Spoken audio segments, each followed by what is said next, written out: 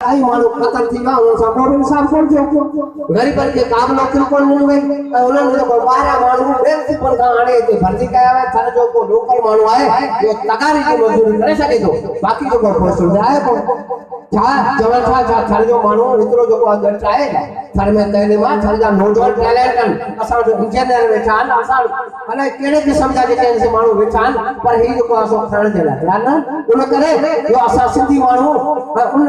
हुकुमरान के पोयायो गट जाहिर वडरन के पोयायो जेके गट जाहिर वडरा असा का वोट वठी असेंबली में बोता उन्हन में ही गलत फैसला कया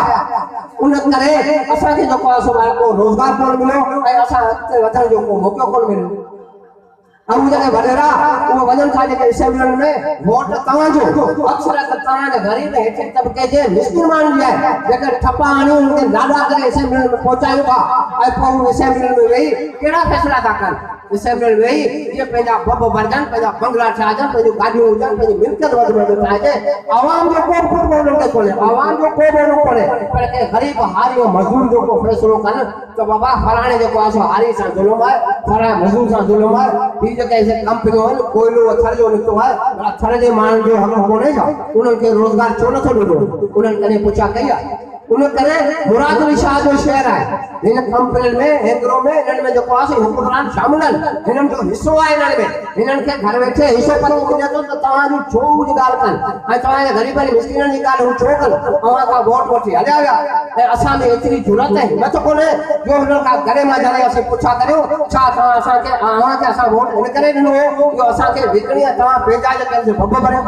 वो असे पूछन कोन था इन करे आवामी तहरीक जा दोस्तन जिते जिते आने में शौरा में सुजा गया आवाम तहरीक कहती तो पैदा महसूम बाला उन सा करे छोकरियों खास करे औरत जैसे भाषा रथ दी पलियो साहब चौदो जैसे वडन वार नारी फौज यानी औरतों भाषा सुजा के रथ दियो आ तवा सा गर्जी जदो जदो मैदान में लड़ो जैसे तवा जो पासो मेरा कामयाबी माने न सके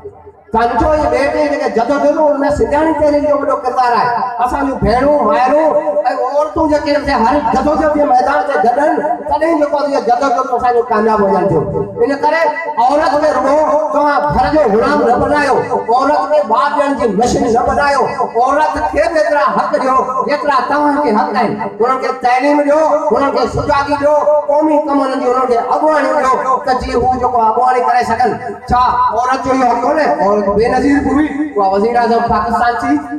वो करे दिलेर लीडर हुई अजीजा हुक्मरान के यान बेनजीर के नाले ते इने तवा का रोड का वठन फुटे जो कर्ज अजाते असा का न रखो है असा ठपा हणे ने थकी जाए पर हुनन पे जी कायद से वधारी कया अज ताई बुधायो बेनजीर जी के शुरुआत ते बयान बेनजीर के कतर जी का इफार दाखिल थिया जने वो पे जी कायद से सच्चा कोनन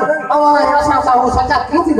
कतई वो असा सच्चा नता थी सकन इन करे वक्त हालतन की जरूरत है ता पांच तैलीम के शौर से अते वधो तैलीम के कनो हथियार बनायो तैलीम जो जेवर है लेकिन जैसे जुरत है हिम्मत है ताकत है ए दुश्मन के अखरो करने मिलाए ए बाका दे गाले से ये तो तैलीम है तवाने अंदर में का गुलामी अंदर में जो पास गुलाम बैठो है डप पे खौफ बैठो है वो तैलीम साईं के पास होते वधी सके तो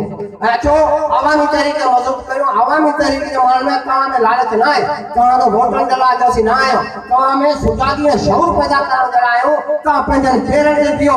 मेहनत करियो ऐ के गुलामी न कयो ता पंजो कमायो था पंजो कयो था पोको वडेरन की गुलामी न कयो वडेरन के अते वधन में तवा जो हथ है तवा में जैसे सुजागी नावी जैसे वडेरो कुछ भी ना है वडेरो उठी पानी जो कोप तो पी सके वडेरो जे को मरे तो उन जो को आसो कफन बंदोबस्त गरीब मिस्किन के होता उनकी कबर खोटन जे लाभ कविता बनो उन जा के काज थे था भक्त थे था उन के कविता संभाले उन में का हिम्मत कोने जो को आसो भी सही करे सकन इन करे असी जो को पूरे तायो हेठे जब के गरीब मानो हो उन में सब सलाह जो है असी जो को सब कुछ करे सको था इन करे आएगा जो को हुक्मरान के असी बुधान का चाहो कहीं कर इलेक्शन में जकरे ता इंदो ता का हिसाब किताब वठो पंजन साल ने वनी ता असा जे ला छा कयो जे केड़ा फैसला कया उन करे अचो पाण गरीब थियो मुनज़म थियो पाण में बधी करो नफरत खत्म करो मोहब्बत पैदा करो तो वो वक्त परे कोने तो पाण जो फतह थी सघो था। महिरबानी।